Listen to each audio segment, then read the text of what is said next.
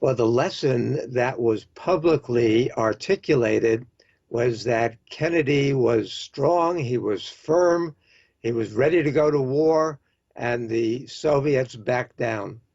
As Dean Rusk says, we're eyeball to eyeball, and the other fellow just blinked. So the lesson that was learned was that American toughness and vigilance and willingness to fight forced the Soviets to back down. The reality, of course, is that it was backroom deals, negotiations, diplomacy that got both sides to agree.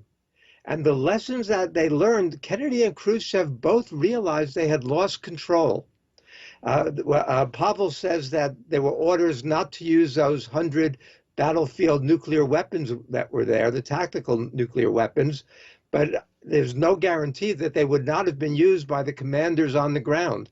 Just like Khrushchev had given orders not to shoot down the U-2 planes, and still one got shot down on October 27th.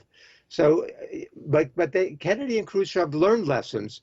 On October 30th, right after the crisis, Khrushchev wrote an extraordinary letter to Kennedy, and he said, "From evil, some good must come." He said, "Our people have felt the burning flames of thermonuclear war. We must end the arms race so this can never happen again." He said, "We must eliminate every conflict between us that could cause another crisis." Kennedy's American University commencement address in June of '63 effectively calls for ending the Cold War. So, I mean, and Kennedy says something remarkable there. He says, "Nuclear powers must avert those confrontations which bring an adversary to a choice of either a humiliating retreat or a nuclear war.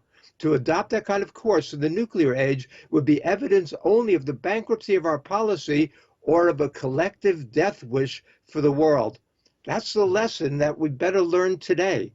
The lesson that we cannot put a nuclear armed adversary in a position of humiliating defeat or use of nuclear weapons. And we simply have not learned that lesson yet.